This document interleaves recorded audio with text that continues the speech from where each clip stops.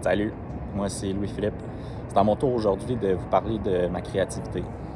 On va se le dire, mais contrairement à d'autres personnes dans d'autres capsules, je me réveille pas tôt, pas en tout. Je suis pas très productif le matin. Premièrement, je dois dire que il va y avoir du montage dans ma vidéo parce que c'est un de mes processus créatifs, c'est un de mes dada dans la vie de faire du montage vidéo, du montage photo. Deuxièmement, je me trouve sur le sommet du Mont-Royal parce que c'est quelque chose de très significatif, même symbolique pour moi, la montagne. Dans ma vie, c'est quelque chose qui m'apporte beaucoup, autant l'ascension que le sommet. L'ascension, des fois, c'est un défi à certains moments, mais le parcours me permet toujours de réfléchir à ce pourquoi je le fais, à ma vie en général, à ce que j'aspire, au développement de ma personnalité, au développement de ma vie professionnelle. C'est quelque chose qui me fait grandement réfléchir, tout au cours du sentier ou des sentiers qui me mènent au sommet.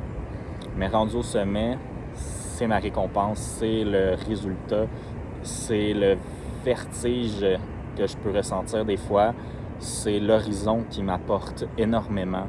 Le sommet, c'est un accomplissement.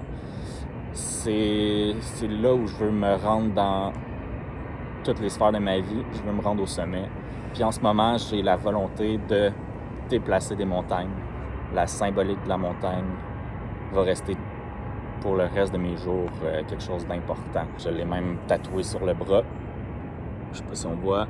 Donc voilà pourquoi je me trouve ici aujourd'hui. Je disais que j'avais envie de déplacer des montagnes aujourd'hui parce que récemment, je me suis donné le droit de foncer dans ce que j'aime dans la vie. J'ai choisi d'être un artiste, travailleur autonome. Puis ça, c'est vraiment quelque chose qui a été difficile pour moi d'accepter. Ça a été difficile de faire le saut dans ce monde-là.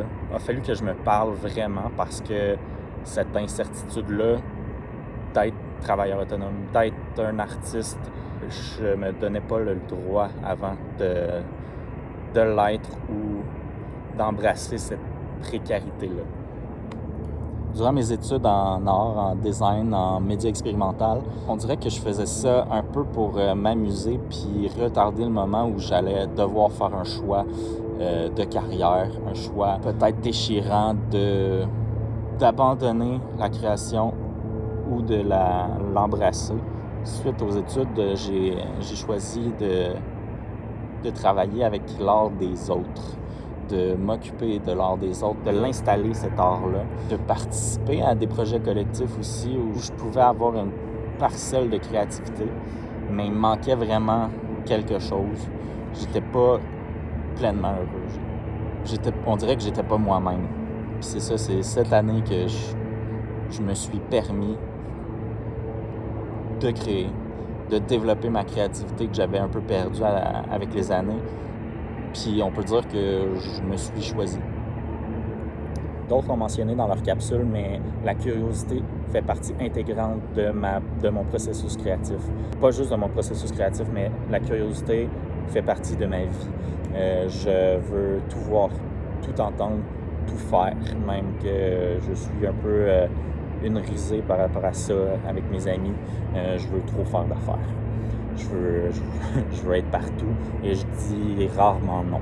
Ça nourrit ma créativité, ça nourrit mes expériences de vie, puis ça développe un peu mon intelligence créative. Une autre chose super importante pour moi, c'est l'instinct créatif. L'instinct peut amener à se dépasser, peut nous amener à être une meilleure personne, peut nous pousser à faire des choses qu'on n'aurait pas imaginées. Par contre, j'ai l'impression que cet instinct créatif-là est basé sur quelque chose de vécu, sur nos apprentissages, sur ce qu'on a appris, soit à l'école ou dans la vie, avec les rencontres qu'on a pu faire dans notre vie. Cet instinct-là prend racine dans ce qu'on a vécu, dans ce qu'on a appris. Ça nous ouvre des possibilités. Je pense que dernièrement, cet instinct-là m'a poussé à fouiller dans les vieilles photos de ma famille. Je parle de vieilles photos, mais des photos d'époque qui datent du début 1900. J'étais tellement intéressé, j'avais tellement de curiosité pour ces époques-là. Quelle était l'histoire de ces personnes-là sur les photos? Puis en même temps, c'était quoi mon histoire?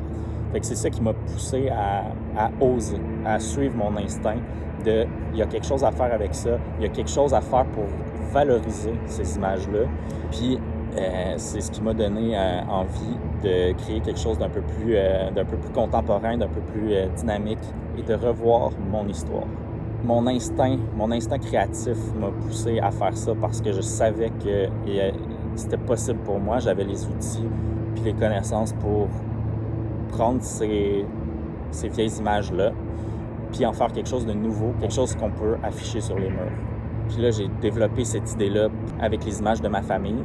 Mais là, je me suis dit que ça serait une bonne idée d'inviter les gens à partager leurs souvenirs, leur histoire, l'histoire de leur famille, en partageant avec moi de leurs photos.